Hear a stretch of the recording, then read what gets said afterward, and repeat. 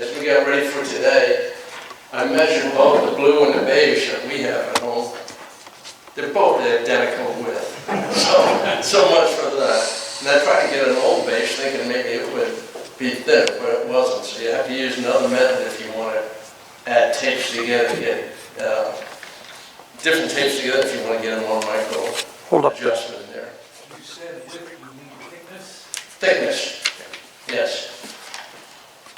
Just approximately, it's 0.0045 inches in thickness. Okay. Hold up the piece of paper. Okay, smile. Okay. So the point was that they're both that same thickness. These are done digitally. Okay. It's our pleasure to start off the session today. Ed and I will be doing this together. We have two systems that are very similar, but also a little bit different, and we'll go into that. Ed's going to show you why he likes to use an MDF table. I use the Baltic birch, and Ed has a beautiful shooting plane. I use the Nielsen number 5 plane, and that's worked very fine for me. The Lee Nielsen shooting plane is also a skewed plane, which I really like conceptually. So anyway, we've got, you've probably seen a million different methods of having shooting planes and bench hooks, etc. And you guys say, what makes this different? So the bench hook is going to be more similar to what you used. I think when we get into the shooting planes, you'll see those different. For small pieces like dealing with our toy program. Do you have enough light work the way it is? I don't know, can you? Yes. Yeah, we can. They all have hardwood cleats. So when you have your normal bench hook, you have your cleat, put it on the end of the table, and you press it up, and you can just use your plane to slice down. So that would look like this. But I also like to go right to left with a regular plane, whether it be this size or a block plane, and, excuse me, this way. Well, put it that way so you can see it. So I go from left to right, and, you know, with working with the toys, I'm generally a 1/4 inch or thicker. So I put this at in a vise onto my work table, so it will not move. I mean, I've got dog holes and such in the table too, but just going in the vise works just fine. And then I can just plane small objects. I have different jigs for larger wood pieces, but this works just fine for that. Now, the real pride and joy that I had in building the shooting boards, there's two basic types. And they also have cleats of substance in them. So we call it traditional. And normally when you think of a shooting board, your plane will run up and down here in the runners and goes up against the top. And the top piece, which is not only the hold fast, but it also helps tear out. Well, this eventually get worn down.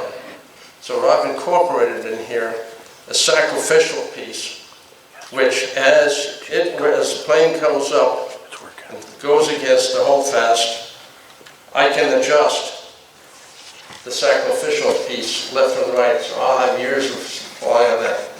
And it fits a little bit loosely, so if I have to make a micro adjustment, which is why I talk about the tapes, you know, if you're doing something, you say, oh gosh, it needs to be 1/1000th of an inch different. You can put a piece of tape back here or in front, and you can adjust that 1/1000th, and you don't destroy your basic board.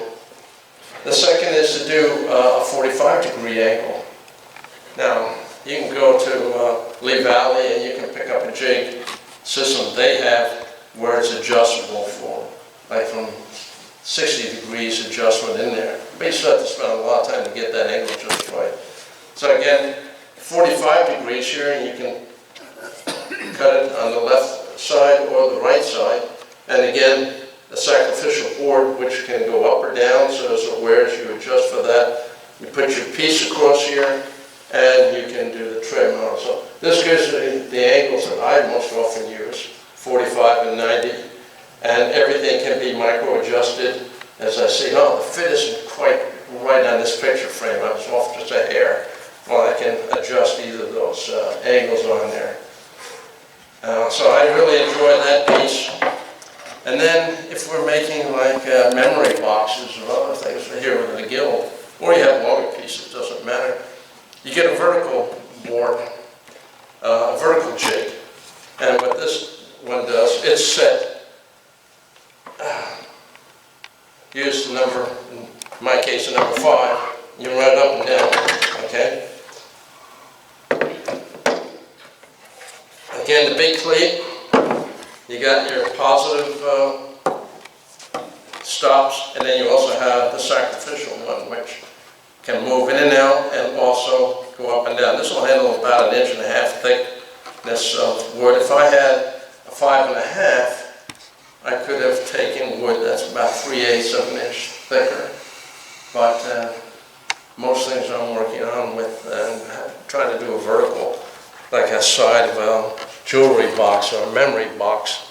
They're less than 1 inch in thickness, so this works out just fine for me. But the same concept, by using a tape, put a tape on here and I can move the angle just slightly this way or that way, and then behind the sacrificial piece, I can do a compound angle to get it to fit just right. And of course you lubricate your runners on there. I had the blade extended out, which is why you heard that little bit of resistance. In fact, it'll show you how smoothly they run. Otherwise, the runners and everything are all waxed. Everything else is done with a varnish on there. So anyway, it's my second favorite one. And one of the differences on this one versus what you may normally see is when people have done their vertical, they don't have a top support. So your cutting instrument is supported only by a 1/4 inch or 1/2 inch down the bottom. It can still wobble. My concept was to make the plane flat top and bottom. So I got, maximum support as it does its run. And if by chance I made as accurate as I could, if by chance I'm wrong, well then I can do the minor adjustments to meet the needs of the time. Those are the two basic types, and what I felt made mine a little bit unique was I have sacrificial pieces which I can adjust, and I also have extra pieces so I have to wear those down enough on there. Now, this is on Baltic birch, and it's quite flat, but MDF is considered even flatter. So Ed, why don't you talk a little bit about the Baltic birch and your plane? Right, I don't have the microphone for me. There you go. Okay, everybody hear me? Yep.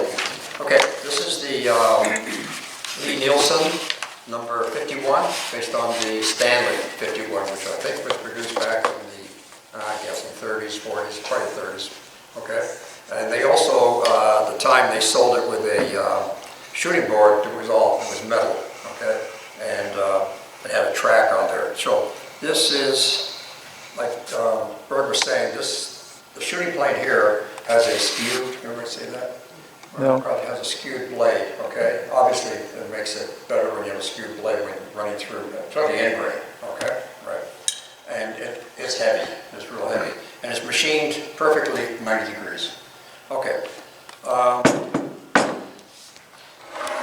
MDF versus, not really versus Baltic birch, huge Baltic birch, but MDF is, the surface is just a little bit smoother, okay? So everything glides real fine. And so this shooting board is set up, there's a fence here that has the slotted screws, so you can adjust the width of the rights in the slot, and then just basically the same as the other ones. This is just your zero clearance, okay?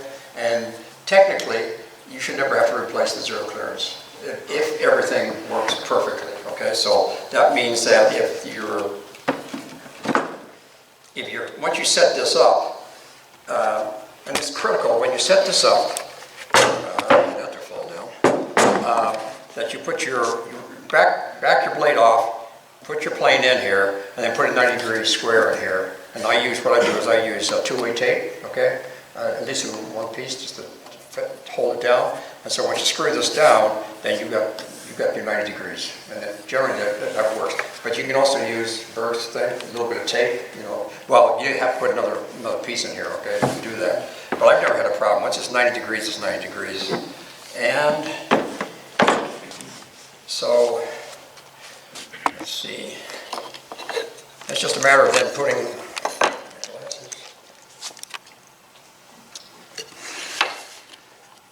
and you hold on this, you never grab it high, you always grab it low. That way you stop any, it really doesn't tip or prevent that, okay?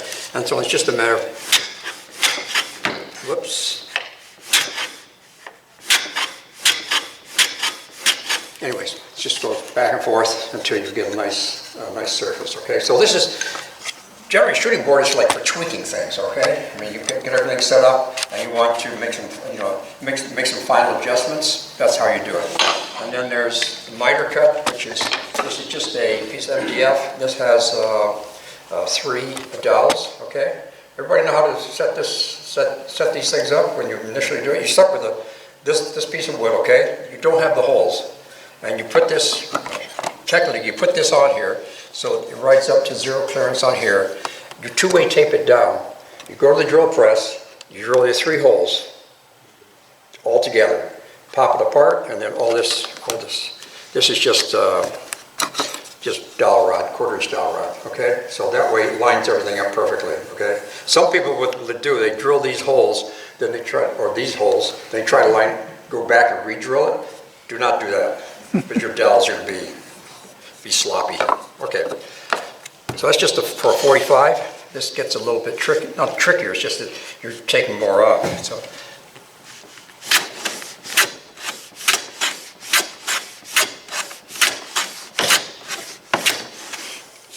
And you come out with, there you go, real fine shavings, okay? And that's really fine, okay? So it's the same principle again. You're doing something miter, and you need to tweak it. That's what this shooting board's for, okay? It's not to do everything that you don't do on someplace else. If you want to, go through this, if you want to square a board up, you can have one edge, and you just put this in here. Okay, you flip it over. That makes it parallel. Flip it one more time. Turn it 90 degrees, excuse me. And then just do the other. Okay, then your board, if you want to do it that way, is perfectly square. Okay? Okay. Any questions?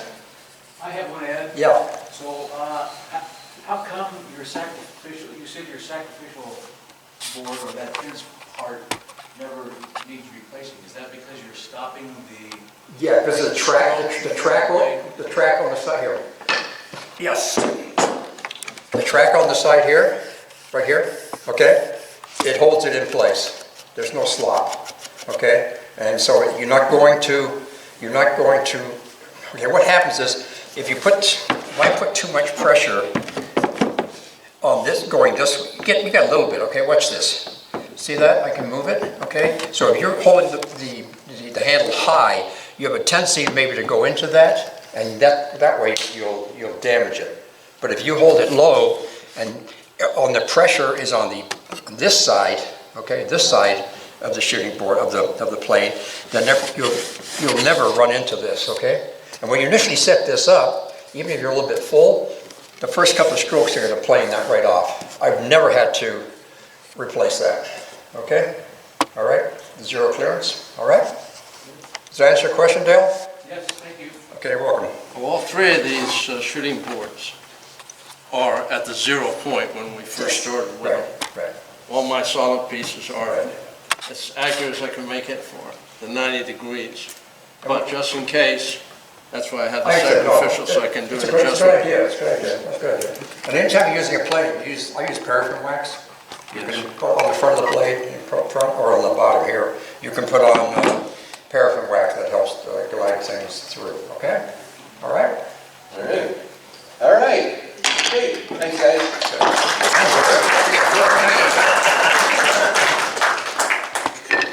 All right. Frank, question? Now, I just want to comment, one of the things I found that's great about a shooting board is that you have a project and you now want to fill in something. You want some dust or whatever you want. I'll use a shooting board, set the blade very, like we saw how fine the shavings are. And then you get like a little small coffee grinder, put those shavings in, and now you've got the dust to fill in. Okay. Okay. Instead of making sanding dust. Yeah, make sanding dust, so you're gonna get the granules from the sandpaper. Yeah, okay. Does your wife know you're using the coffee grinder? Does your wife know you're using the coffee grinder? Oh, she told me to take it, I can have it. No, but then she could go buy a new one, then it's better. Okay, is Frank Kalinsky here? Frank was going to bring some drilling jigs. Frank, did you make it? Okay. How about Chuck Andrews? Chuck here. All right, there's Chuck. You got some toy painting jigs that you're going to show us.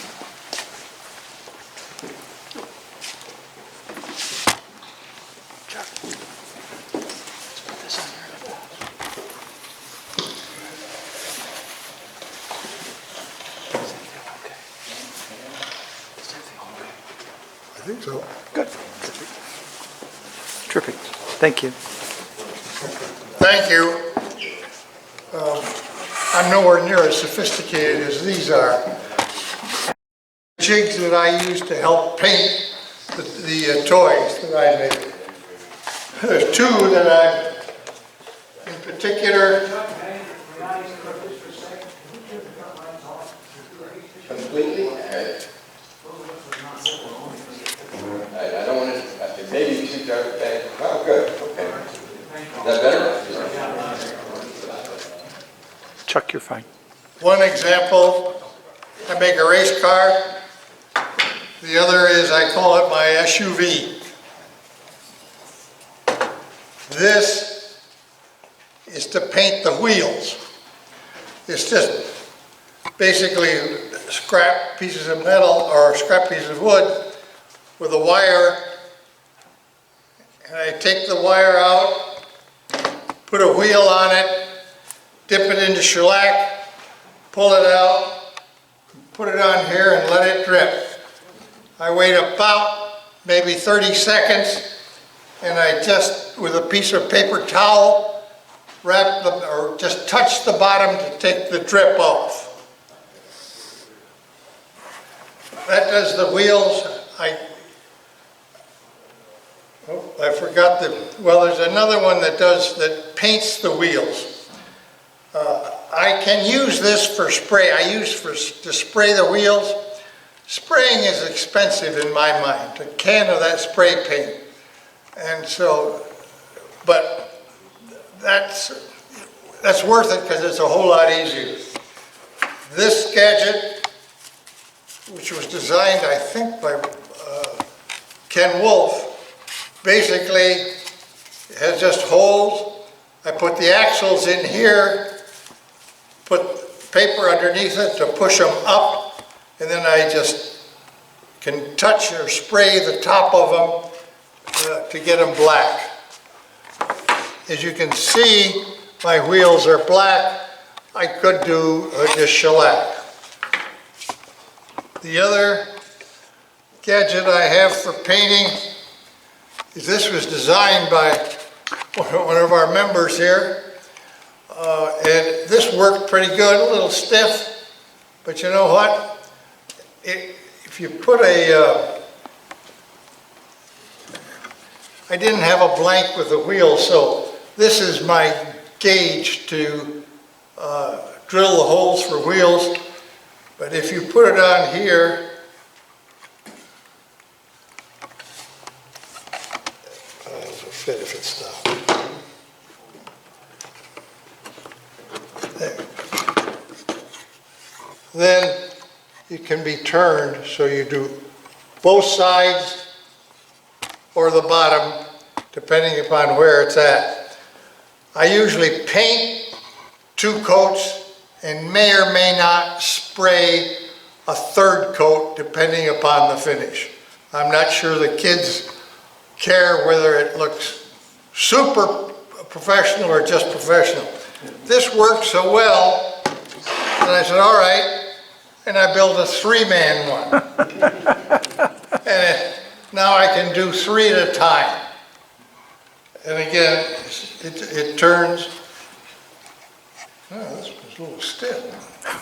Been in the shop too long. There it goes, see? That's my painting gadgets. Thank you.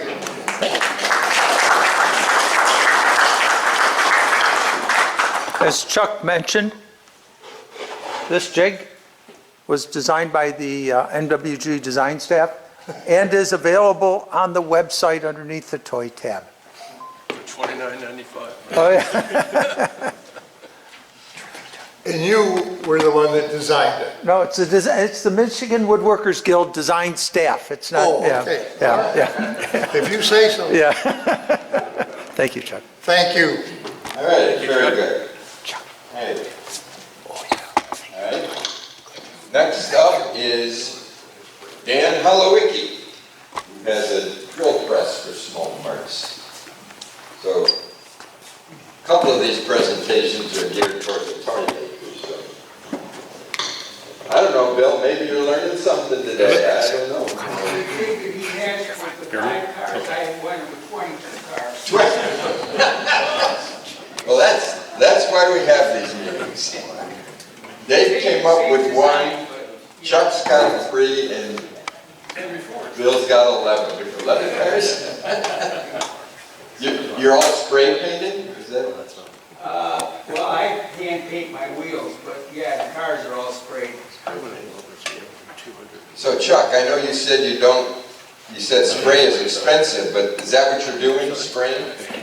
Well, I usually use 2 paint coats on the bodies, and then depending upon how well, certain colors will paint better than other colors.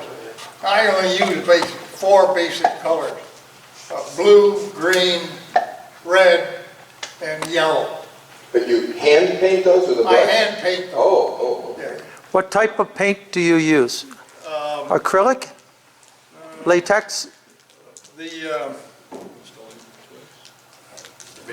What's the Rust-Oleum? Rust-Oleum. Thank you, that's it, right there.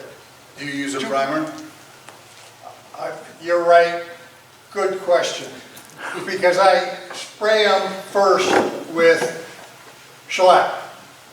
And I just use the commercial shellac, but one of you guys said that's too heavy, so I cut it in half with alcohol. And then when you dip them in, that's why I say you have to, when you dip them, bring them up, you have a little bit of runoff.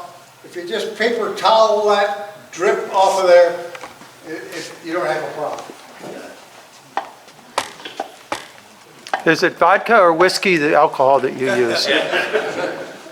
That depends upon what's in the old man. Jameson works. Thanks, Chuck.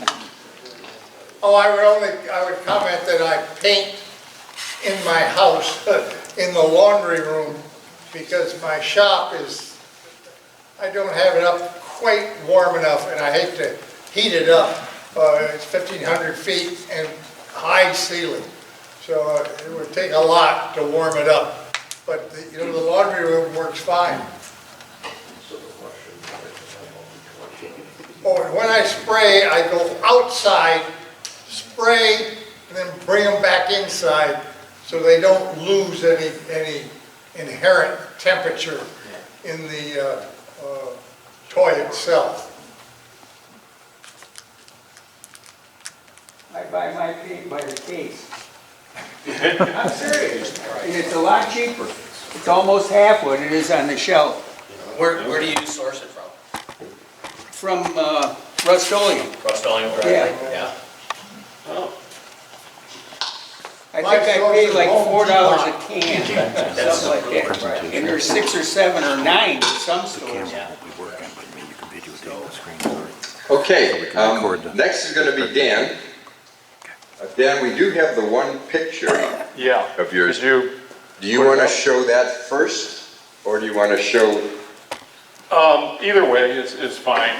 This is only gonna take me a couple of minutes, so. Okay, then why don't we have Dave, you show your product, and then we've got a picture of it in use. Okay, this is for my drill press table. It's a jig I made. I've got 2 T-nuts over here, and those catch the slots in my drill press table to lock it down. And then I've got 2 adjustable stops over here that can be moved in or out. And then I've got another stop over here that also can be moved in or out. And I use this mostly, again, for toys, for setting up, drilling holes for axles and that sort of thing. I've also used it a lot for making small parts. I recently made some sewing boxes for family members, and it had a handle that went from side to side and over the top, and drilling holes for the handle, make sure that they were all in the same exact location. That's what I use this for. I do have a picture that I'd like to display, and it pretty much shows this jig on my table, on my drill press table, and sort of in action over there. I've got a car body, and I'm using a Forstner bit to cut a recess for the wheel to go into. The car body is locked down using this outside stop, and then I also got another stop set up so that I'm cutting the recess in the same location, because I usually do 6 to 10 vehicles, toys, whatever at the same time, so I try and mass produce them, but you know, that's how it's set up, and it works pretty good. You know, it's not super accurate, but I think for toys and most of the other things that I do, it's accurate enough. It's, you know, it's in a few thousandths probably. So it's, you know, it's just made out of scraps pretty much. I did add pieces of cork and the rubberized cork, you know, on these surfaces over here, which will keep from damaging or marring anything. And like I said, it's just pieces of plywood with some T-tracks in there, and that's it. How well does the dust extraction look? Looks like you have a dust port there. Yeah, the reason that this fence back here is so low is because my dust port comes right over here. So it doesn't take all the dust, but it'll take a fair amount. I would say at least 50%. Okay, that's it. All right. Okay.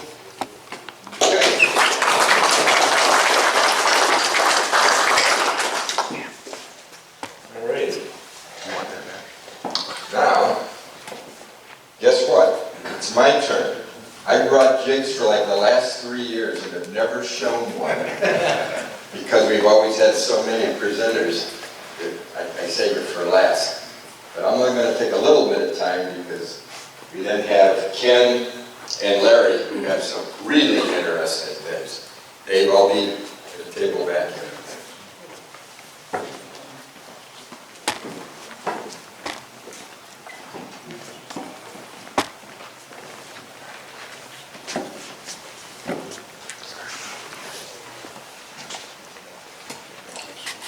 I consider myself the unsophisticated class of jig making, again, compared to what you're going to see later.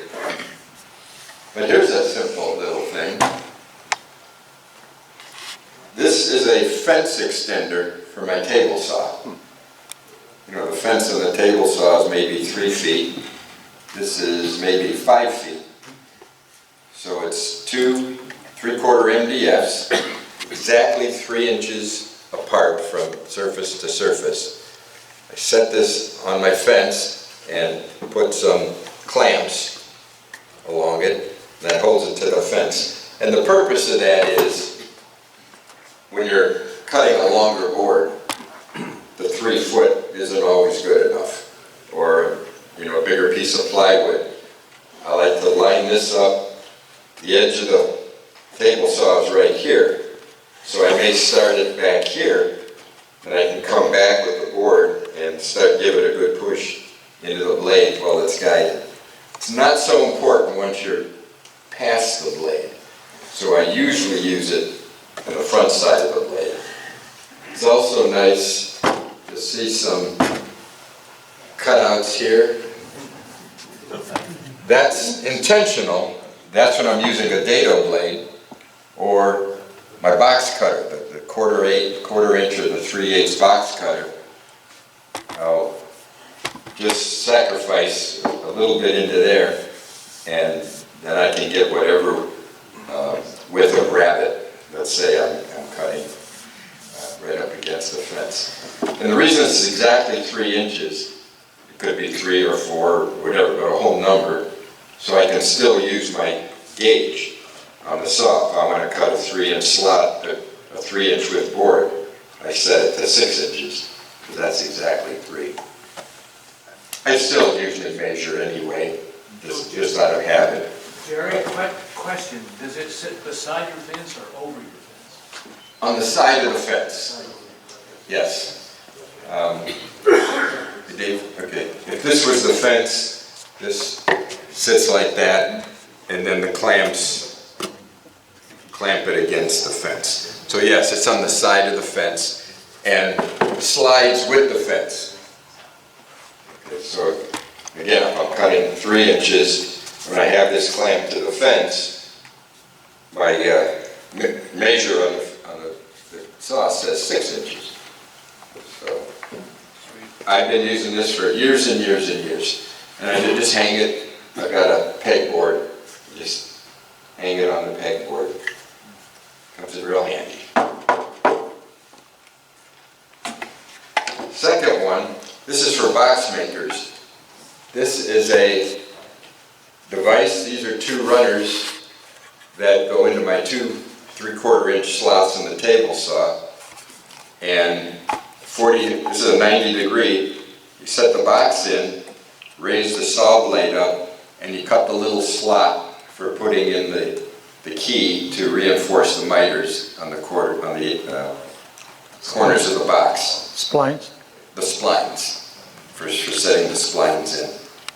And depending on how far away you want, you set the box down and just put a piece of board here with a clamp as a positive stop. And then you cut the first one, flip it, cut the second, flip it, turn it around, and cut them all. So one stop there, and you get all of the splines cut. Really easy. That came out of a plan for a box, one of the books, paperback books on box making. That was one of the plans. I forget the name of the fellow that does a lot of Doug Stowe. Doug Stowe. I think that was in one of his books. Then everybody's got to have a taper gauge. I made this one. Couple features that I like. Go on YouTube, you'll see tons of designs. So I kind of copied. You know, for 35 years, I had the little one from Craftsman. You know, the metal one? Yeah. Extrusion, and it goes out about that far and has a little hook down at the bottom. And you're always afraid you're going to kill yourself when you use it. You've got no way of clamping with what you're cutting on it. But I probably had it for 35 years. And then finally said, I got to wise up. It looks like a Rockler one. That's because these parts, the track and the clamps, I think I got them for a Rockler. Amazon now that I think about it, but it does look like a rocker one. But you can, I'll beat it. This is the way I would be pushing it. It's got a stop at the bottom. I just unscrew it, loosen it, and pull the stop out. If you're doing a table leg, for instance, you can hold there. Set the angle, anything you want, and then the clamps can adjust and clamp down. So now, unlike that other one where you can't clamp anything, here you can clamp everything down and push it through. Notice it does not have a track on the bottom. This one gets pushed against the fence.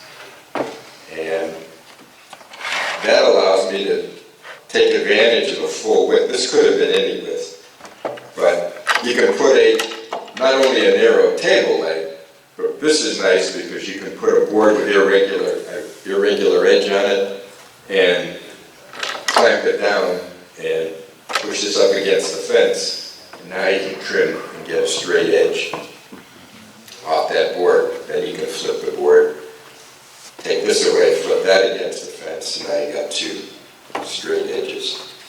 So it serves for cutting tapers and for straight edges. So that's a pretty straightforward one, but really I think everybody's got to have a jig of some sort of way to cut tapers. And I use it for all my legs. I just made a whole bunch of tables and cut all the tapers on the legs with that. So those I made. This one I did not make, but this has become one of my favorites. This is a Soberg, what do they call it? What do they call this one? Bench top. Bench. Yeah. Mini bench. It's a mini bench. It's a mini bench.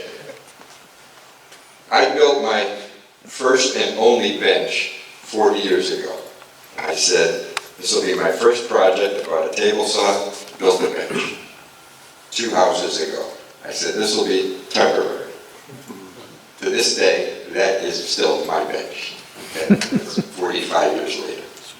I cannot sacrifice. It's got 6 drawers in it, nice big tabletop, well worn. But what it doesn't have is everything that the real woodworkers use when they have nice vise on, they're planing, and they have all the pegs and hold downs, and I just drool over those. You know, when I see Tom McLaughlin and all these guys, you know, do all this stuff on their benches with the hand planes. So I finally picked this thing up.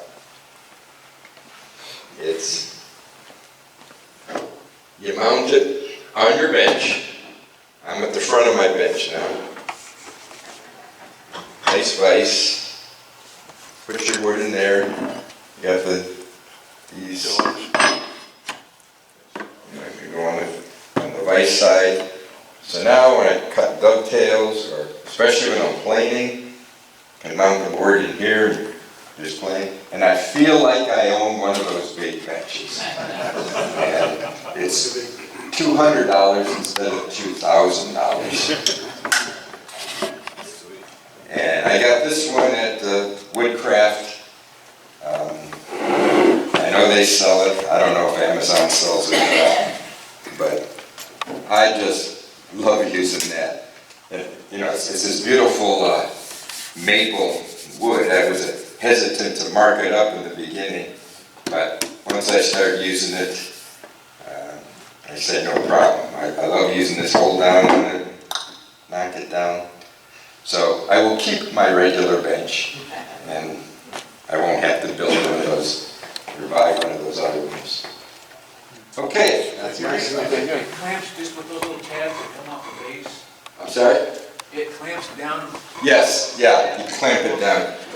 Actually, in my case, I drilled 2 holes in the bench, screw a board down, and then clamp this to that board.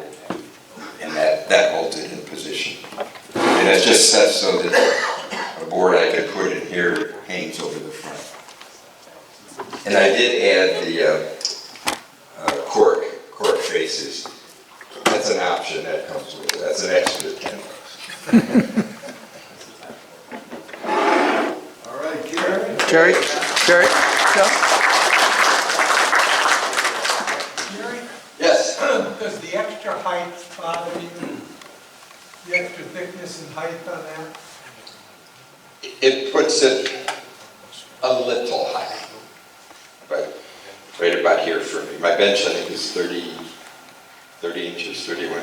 It puts it here. It's still perfect for planing something, cutting.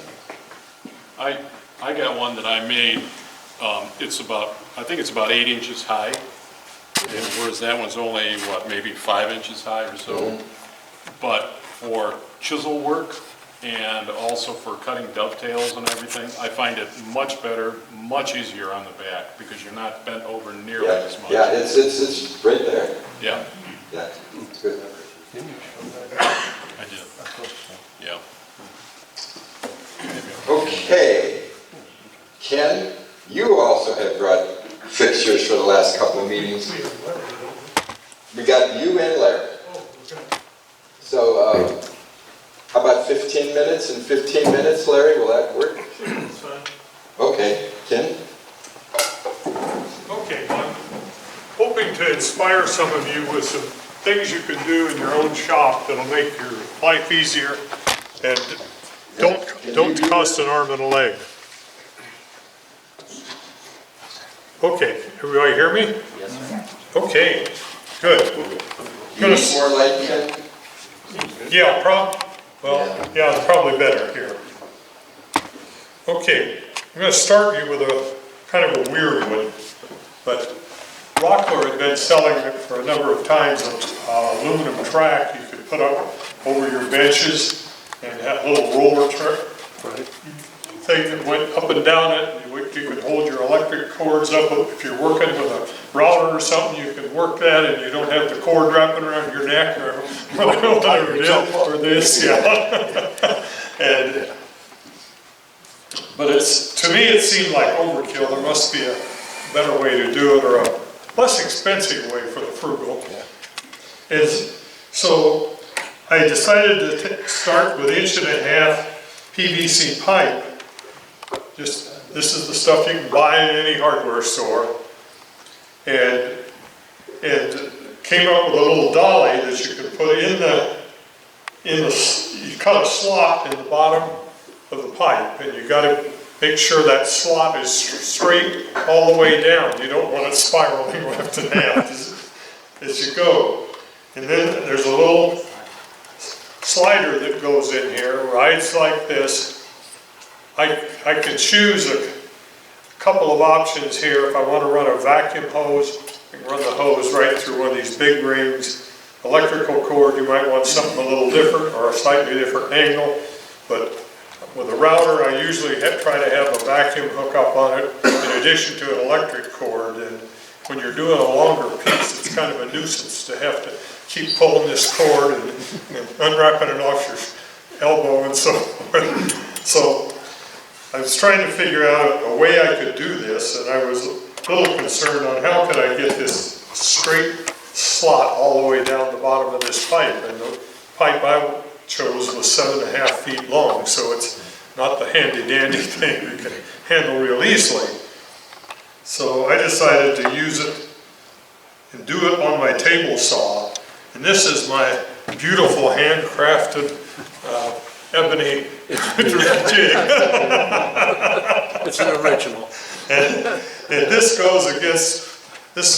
fastens to the fence on my table saw like this. I would be behind it in this way in doing it. And in the center I have one of the finger joint blades, 1/4 inch across, gives you nice clean cuts on the thing. And I chose a piece of high molecular weight plastic to make the little roller out of, because it'll also slide easily on its sides as well. And then you simply line it up, and I've deliberately got a little slot down here that shows where you're going to come out on your pipe. I like to use the little blue line that was on my pipe to kind of know where you're going to be all the way down. And you line it up with the orientation you want on your pipe, and then you feed this pipe through. The blade is cutting in here.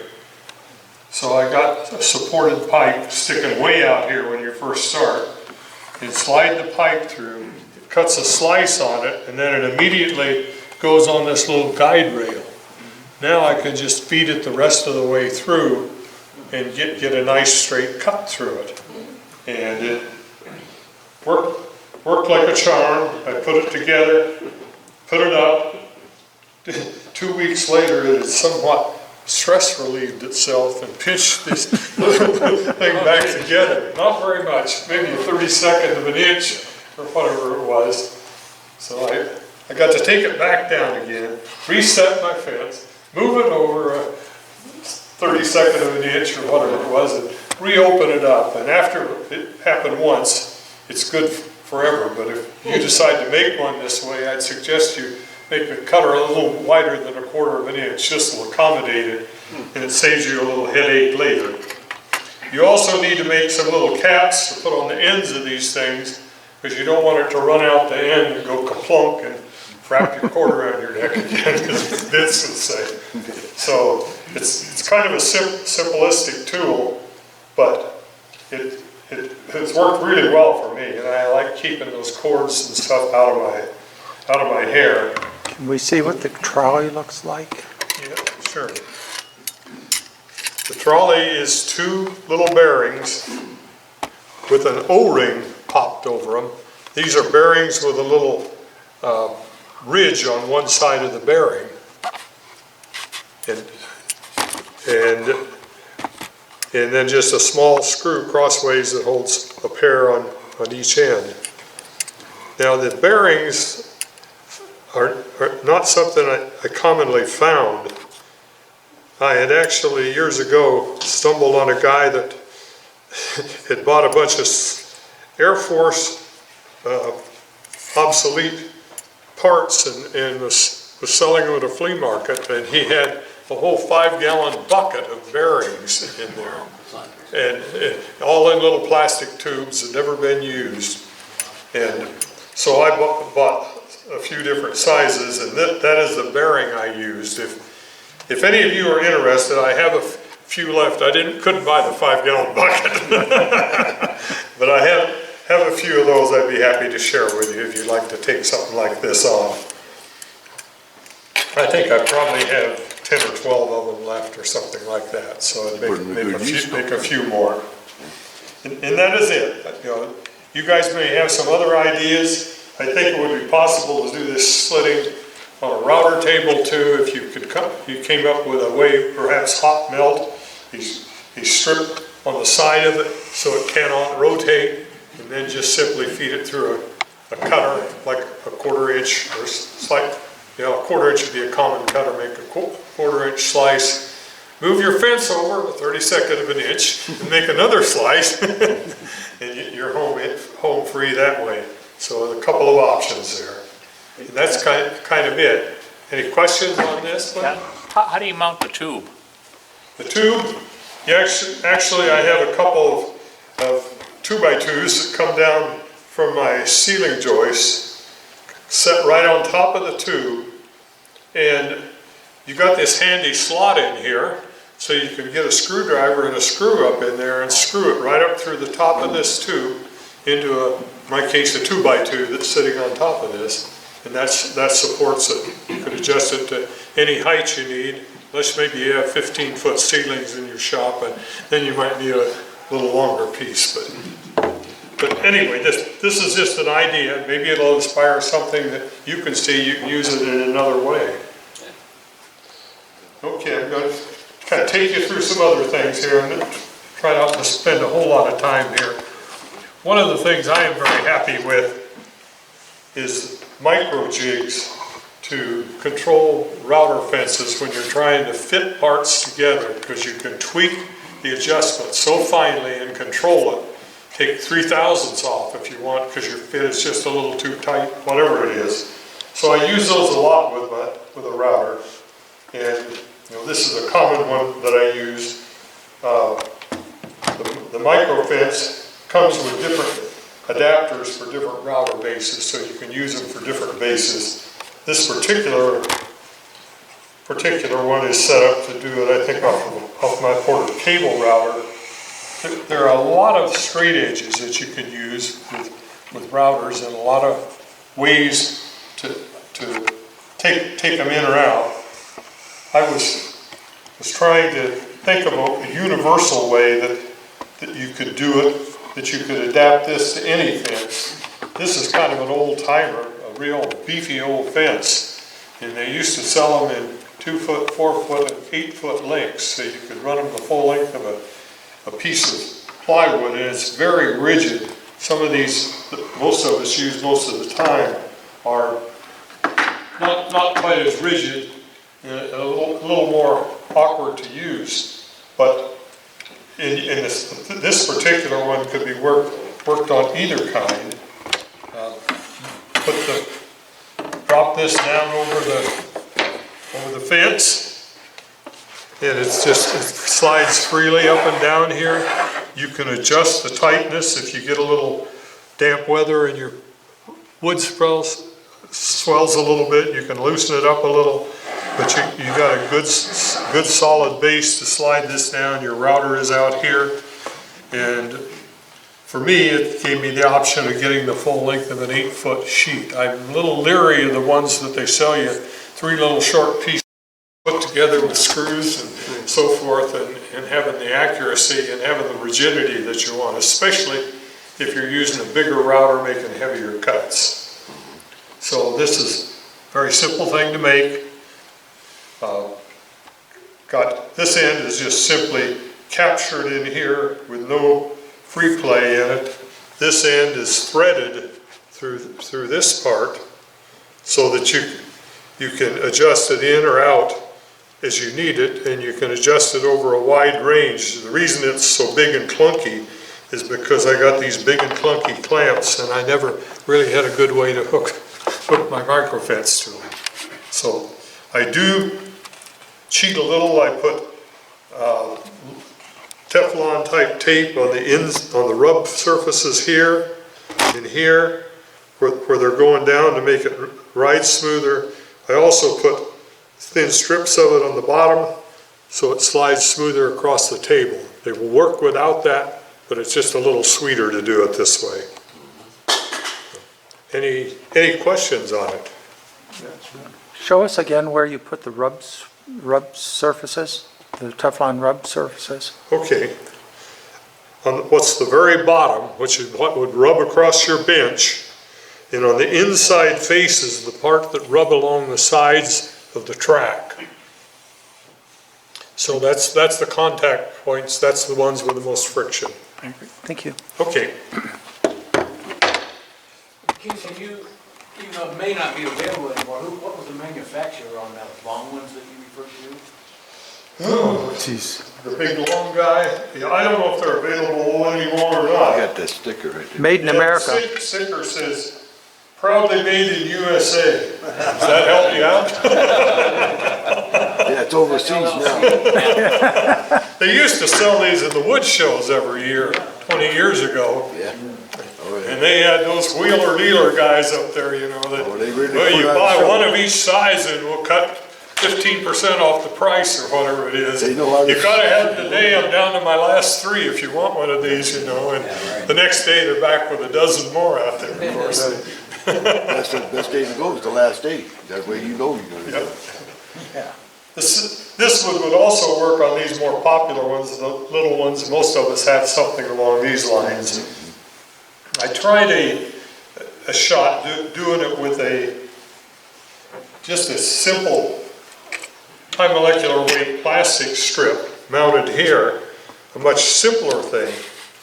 But I found it was really tricky to get a piece that fit over the little edges on these. Turns out there's a very slight taper to them that I didn't even see with my eye. But in the end, it probably took 2 hours or more to get a slot that fit and would slide up and down.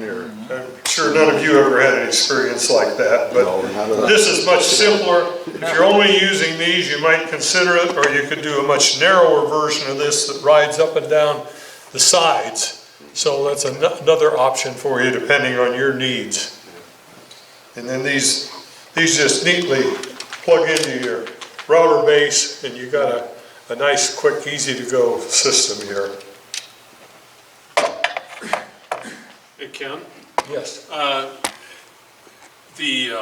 know the aluminum is really gonna stay flat and it's gonna stay parallel, you know, it's not gonna warp or anything like that, but would you ever consider using, say, a jointed piece of MDF for the fence? I think it would work. Okay. You know, I guess I was trying to keep everything low friction but you could also put Teflon tape on something else too and make it probably work.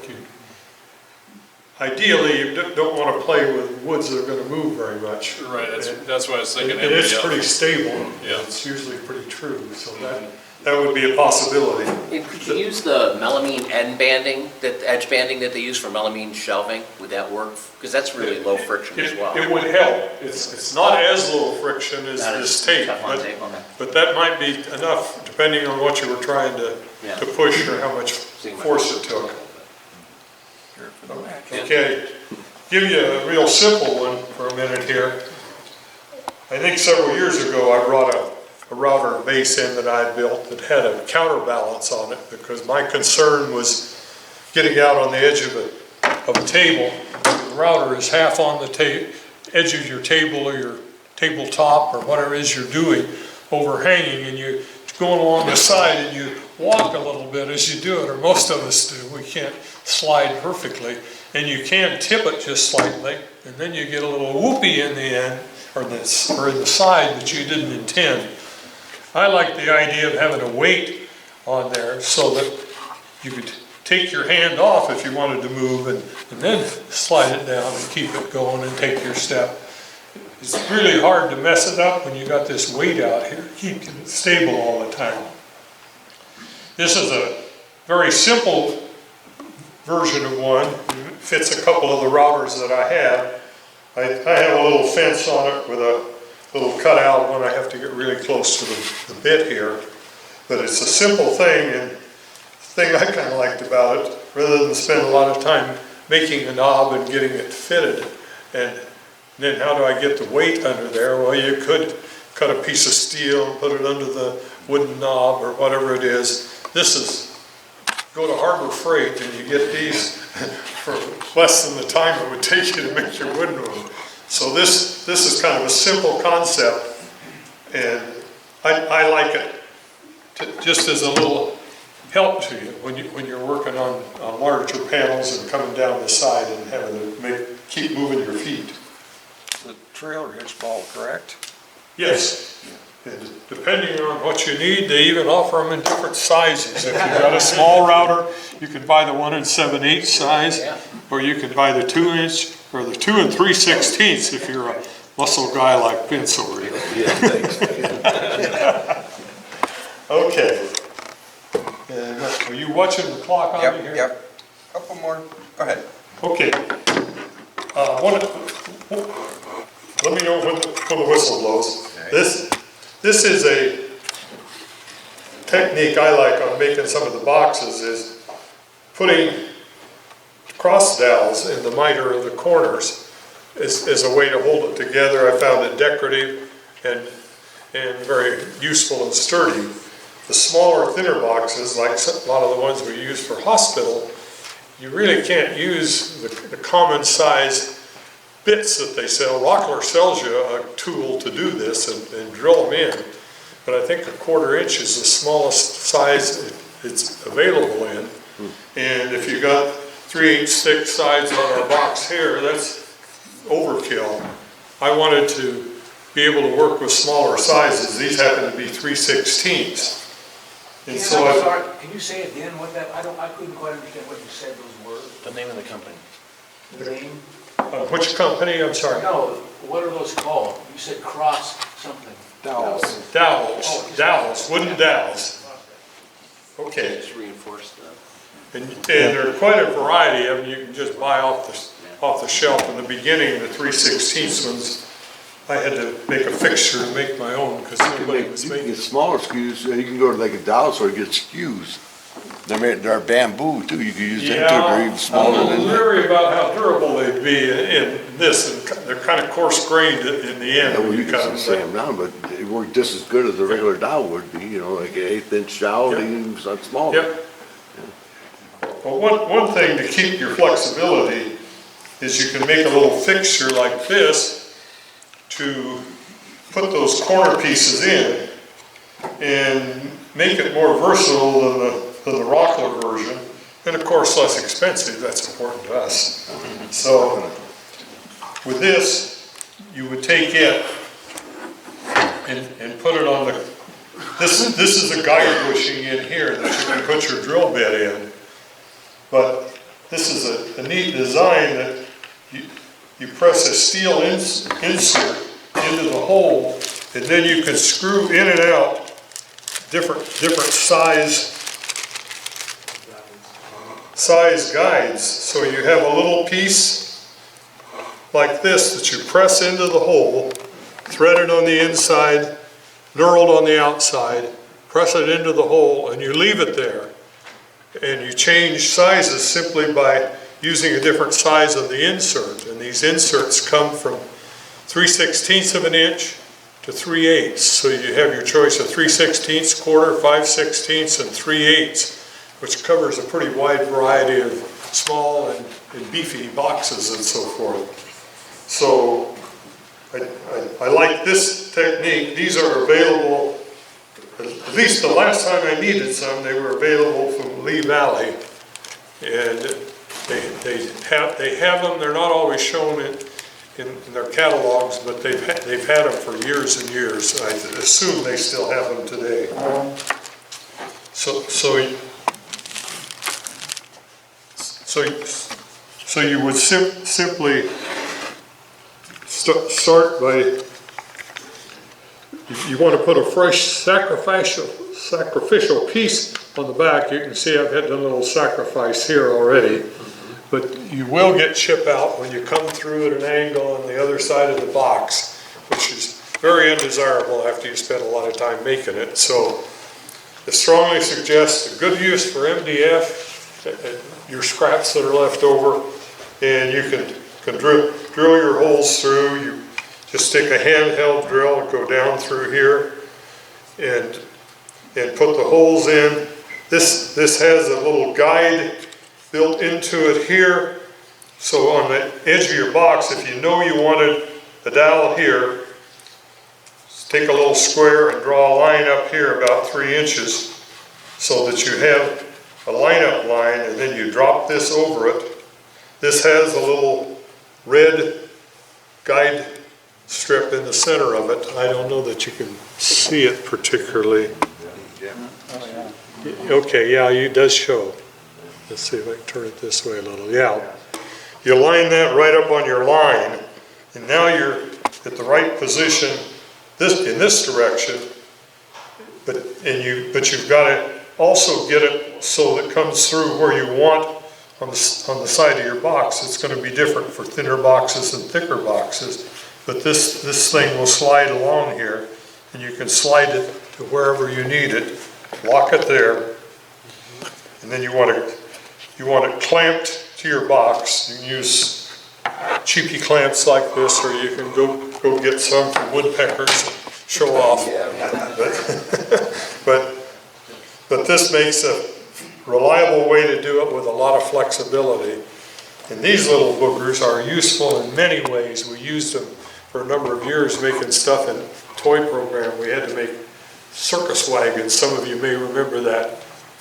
Picture frames for one of the waiting rooms for kids. And we had to drill all these holes for little bars. It was like a circus wagon with the bars down it. And we had, 15 bars for every one of these frames, top and bottom. And this was a lifesaver.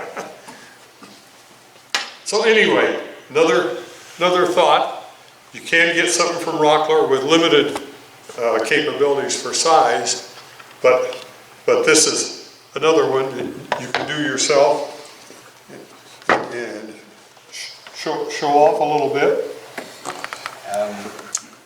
That it? I have a Yeah, we question. got 15, maybe a question or two, and then we got Okay. 15 minutes for Larry. That's fine. Yes, Dale? Yeah, is there a common name for those little parts, the little guides? The inserts? The inserts, is there a common name that Rockford would, if they're not in the catalog, you might have to call somebody. Oh, Yeah. Dale, Yeah. Dale? No, this is not the bag it came in, I'm sorry. That's just so I didn't lose the parts. There goes the first loop to the video. Wait a minute, I've already ordered that. You're gonna clean them out before I get there, aren't you? Okay. Ken, I know you got to spend a lot of time Yeah, with members previously, Yes, so. yes, so we can talk afterwards too. I don't want to cheat Larry out of his part of this thing, so that's all. All righty, great, so leave everything there, and yeah, we can talk after. Okay. Give him the mic. All right, yeah. Oh, you want your mic back, don't you? All right. Thank you. Larry, some of you may or may not know, is a window refurbishing and building expert. And he's going to talk about some of the jigs. Do you want to? Yes, hang on one second. Ron wants to make an announcement.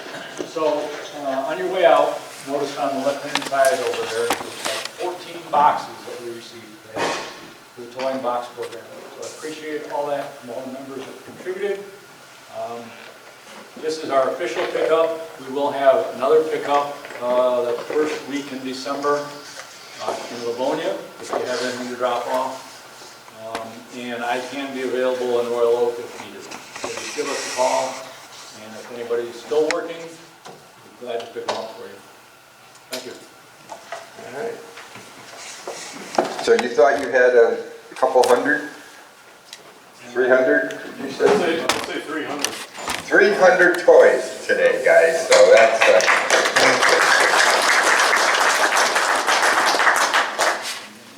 that's excellent to you guys.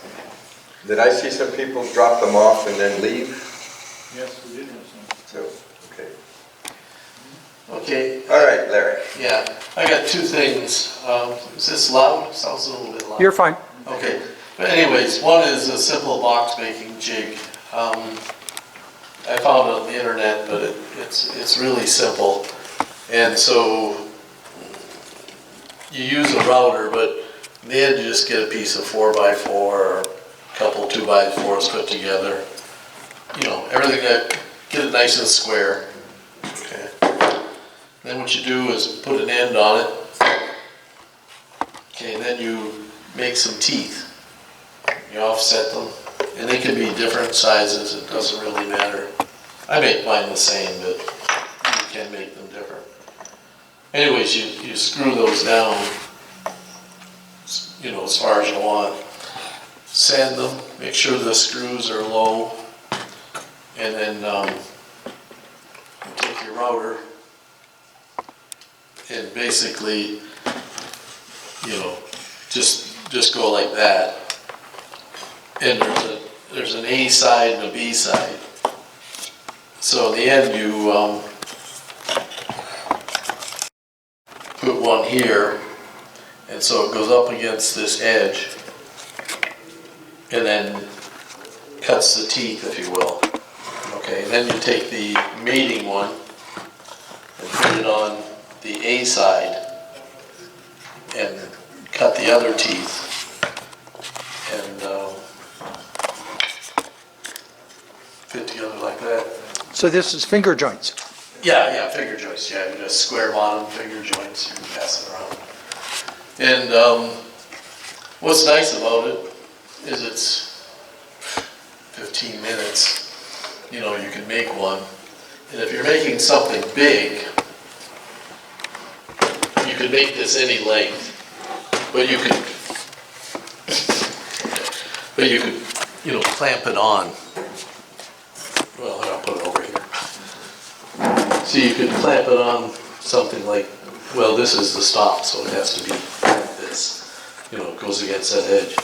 But then you could just along for as long as long. So if you're making a big chest or something, you can make this 2 feet long if you wanted.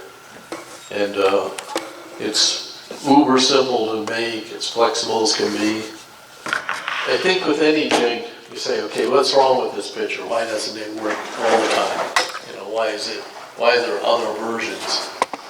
Here's the limitation that I found, is this bearing dictates, you know, you can't go smaller than the bearing, because see, it's a template, really. So you're going like that.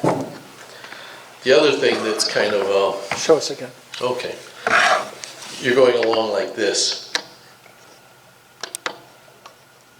Okay, for one side and then this on the other. It doesn't matter how far you stick out here, as long as it's past your wood, okay?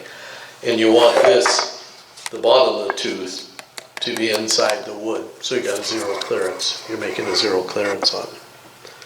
But, like say, you can't make, you know, fine ones, so this is more ½ inch, something like that. But these can be different sizes because, see, this is the negative and this is the positive. And so you could make it kind of decorative if you want to have big ones and then just little ones at the end or something like that.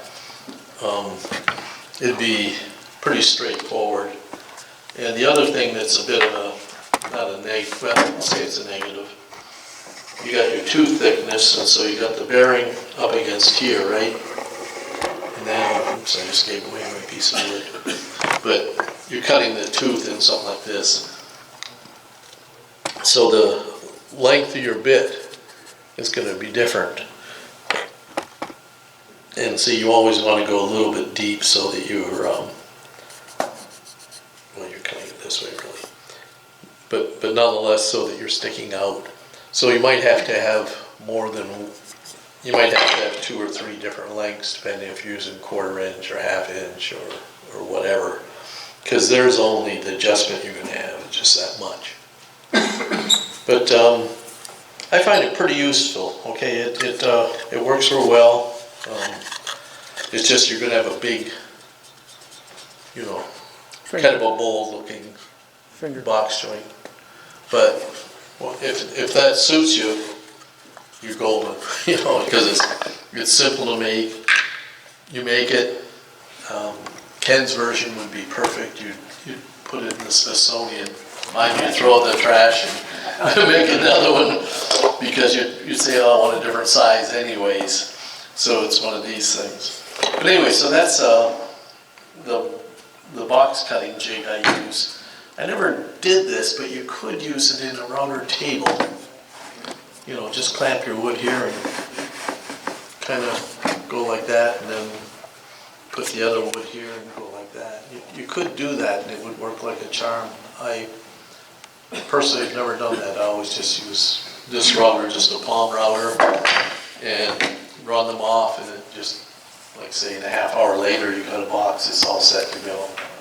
So Larry, is there all, in the corners, I presume there's still a little a round corner that needs to be trimmed out? Oh, no, it's perfect. Yeah, I passed that around. I was thinking. Well, you mean here? No, because you see the end is doing the job. Oh, yeah, it goes all the way through. Yeah, see, Got it. here Dave just put that on there. So this is, see, this is where it's going here. Wait a minute. See, it's flat bottomed here. Okay, so that is, I mean, once you run through this, man, you're done. There's no other work needed, just a little sanding and off you go. So it works out pretty nice, really. And in theory, you could change these and have it interchangeable. It'd probably be just as simple to make another one. So that's a nice, simple jig that some of you might find interesting, but the negative part is you're going to have kind of a bold looking joint. So it's not going to be, like this might be this would probably look better if it had smaller teeth in it. Okay, Larry, you got, Larry, did you say you found that online, the plans of that? Yeah, I'm not sure where, it was some years ago. I mean, not sure exactly. let's do a window, Larry. Okay, windows. Okay, first thing, it's a window. No, it's a sash, actually. The window's the whole thing, this is a sash, but I call them windows. I've made many, 100, I don't know. And basically you have these bits here. You can buy these sets, and I bought these a long time ago, they were about $100. But I'd probably 150 now or something.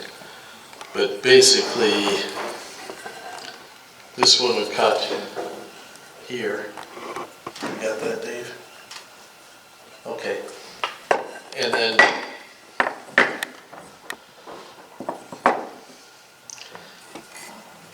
this one would cut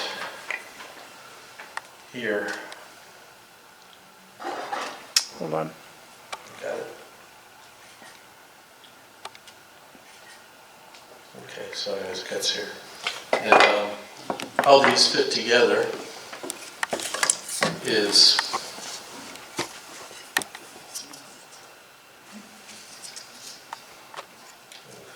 that's an ugly one. Don't want to show you that. But this is how they fit. Let me move it up to the end so you can see better.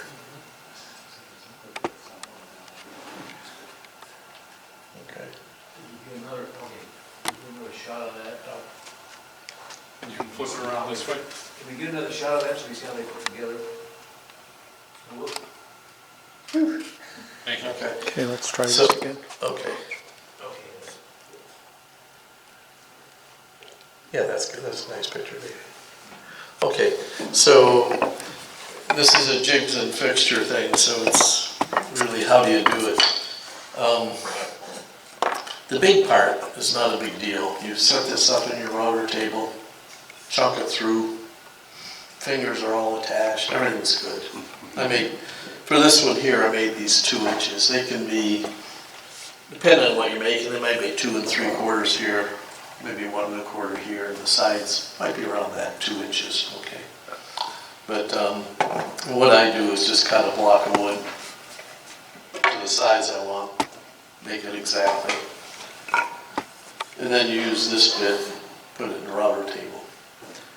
I usually have 2 router tables. I'll do one for the end and one for the long thing. But this is the, since it's a jigs and fixtures, okay. This may look, I think I got this at Rockler a long time ago. But anyways, what I do is put a slot in here because I have trouble digging too deep of a hole. But you put this in your router table like this, okay? And then it's got to stop here. And you just run that through. Okay, so that, and of course the length, you know, there's different ones. And then, because this is one piece and these are 2 little pieces. And then what you do, you go over the second size and you've made this, okay? And so you clamp this, fits right in that groove like that. See, and then you throw this up against your fence, and then you're cutting along here. Okay. In looking at Ken's there, I realized that I could do a better job here. One thing that happens when it's like this is this router bit, and that's what happened here. This raised up a little bit, and so I noticed that he has some clamps, and so that would be the, you know, the way to do that. Okay, you'd have some sort of clamp holding that down. What I do right now is I take some sort of stick and just hold it. Not the best way, but I think the little clamp like he used works goes in. But the other side, it's held by this. up against this so it holds it. Then the other part,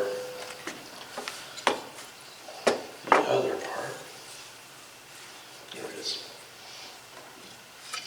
You have to cut they call these a coping stick. So this is the cope and this is the stick, I think. And they really do stick pretty nicely.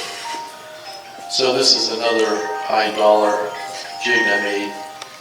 But I just put the slot in here that's made by this one, or part of this one. So you lay that in there. Then you go to router table number 2.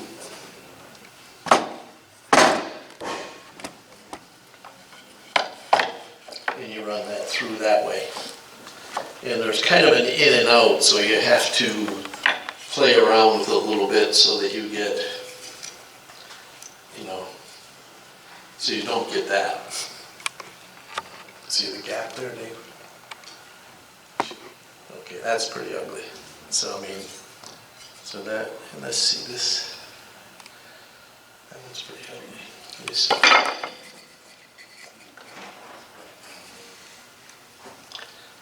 That'll work.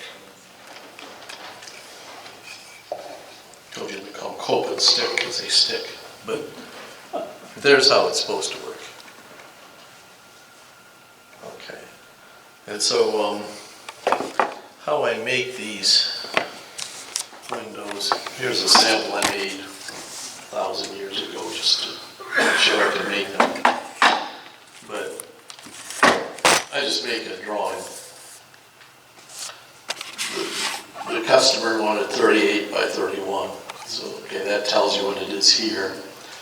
What I do is make this slightly long, 1 inch to be precise. And then I make the sketch, and keep in mind these are interacting with each other, so this has to be a little longer than, they're into each other. So you put this on, I make an L, and then fasten this. You can use a bridle joint, Morrison tenon. This one's inside, it's just decorative to look like, it is a window, but it looks like, so I screwed it and pegged it. I've pegged some too, depends on how much load is on it.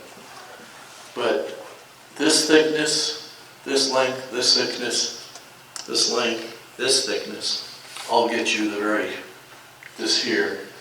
And so what I do is I leave 1 inch exactly too long, in case I'm an 1/8 inch off. Because if I'm 1/8 inch off, the bottom will look really funny. If it's one way you can trim it, that's okay. But on this one, it came out exact, 1 inch exactly.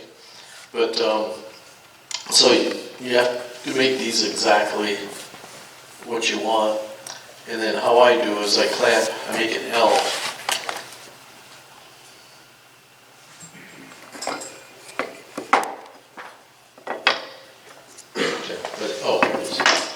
So basically what I do is perpendicularity is just uber important. So what I do is make an L, let that dry overnight. And this here I make exactly 90 degrees, as good as I can get it.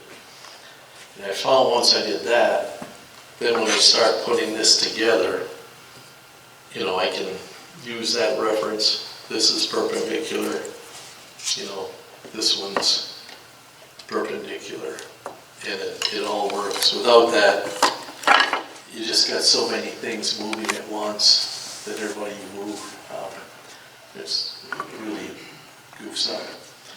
Okay, so where do I make these? Some people have asked me for storm windows. I'll make them for people. You want to show your pictures, Larry? Oh, sure, go ahead.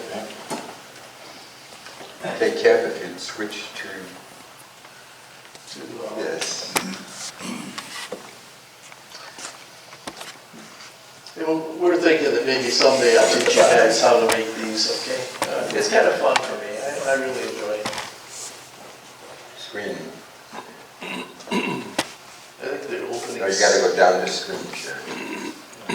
While they're looking, Larry, are there any references that kind of put it all in one place? A screen mirror. Not that I know of. I read about 20 books and consolidated. It jumped off. The window is named after, in the castles, they smelled really bad, so they had openings for the air to get out. They called them window openings. And so they would write in cold. Because, they're stop wind. We don't want wind coming in. Yeah. But I found that funny. Yeah, that's cool. Okay, so, as you can see, okay, you can't see. Hang on, just a minute. But basically, at 3 or 4 places in the window store. And, I don't know. would it help if I give you, I got it on a stick. That's not connected now. Yeah, you got it there. Now it's connected. Oh, here's a stick here. Whoops. Who gets the stick here? It's called window. There's 2 of them. One's called window. Oh, I can stand here, I guess. But basically, you'll see 3 sections. One is Ford plant, where Henry Ford invented his Model T. I'm in charge of the guys that restore the windows there. And there's 355 windows. Sashes would be 700, of course. Also, Mill Race Village in Northville. It's kind of a really small greenfield building, really small, 14 buildings. I build the windows for that, and that's where that one's going. And then some people, if you live in a historic district, you have to have historic windows, and they don't want aluminum, etc. And I've had pity on people who say, look, if no one else could make these, we don't know them. So I'll make storm windows or even real windows for those people. The way I make them, there's no difference, quite frankly. And so, should be, go by date. Date modified. Yeah, oh yeah, go there. Yeah. Jigs and Fixtures, see right there, a PDF? That one.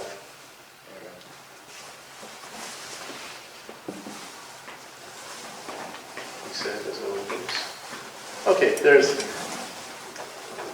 the Ford Paquette Avenue, which is on Paquette Avenue, downtown Detroit. And it's right where Channel 56 is going to go. This next picture is some historic buildings I made for this gray one. Yeah, what I made for him was those storm windows. And no, oh, yeah, sure. I'll bring in my own.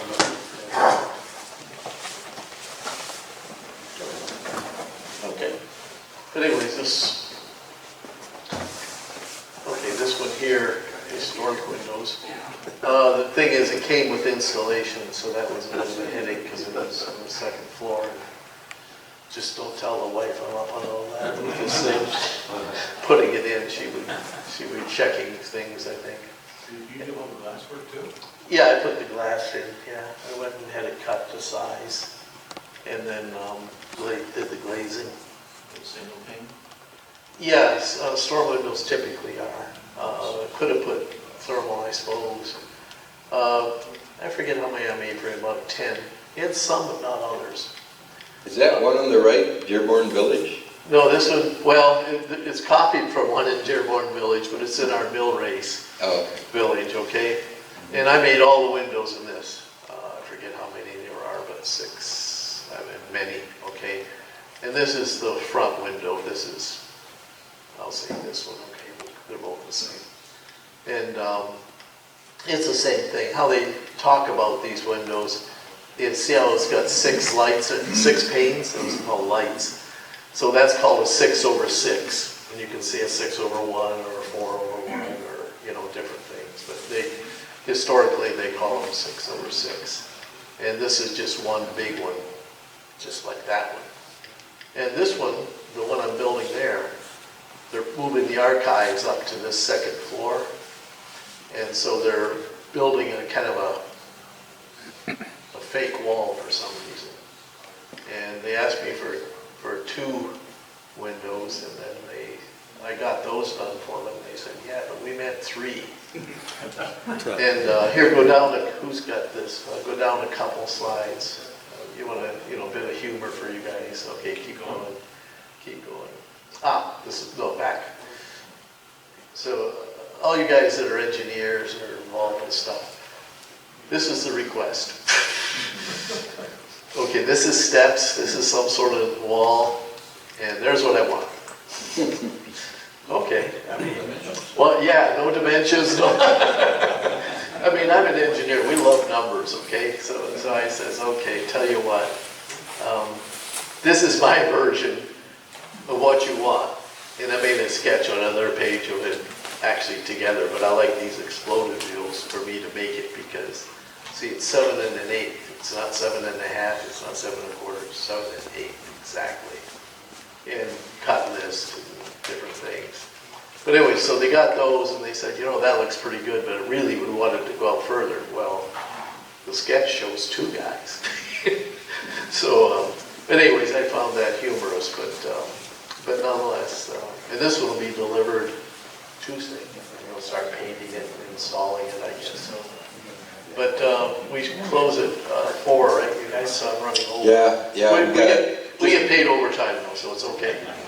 But what we'll do in a future date maybe is I can go through in detail, if everybody's interested in how I make windows. And they work, because those ones there have been up there for 15 years. And they show no sense of wear because I check them every Tuesday. Just be, Larry, and we will have Larry back to do a bigger program on windows. So thank you. Okay.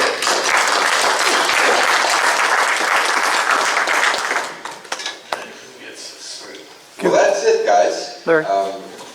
We're going to start tearing down. Ken's willing to answer some questions here. I can answer questions over here too. Okay, and Larry will be over there. Well, you guys will help clean up with the chairs.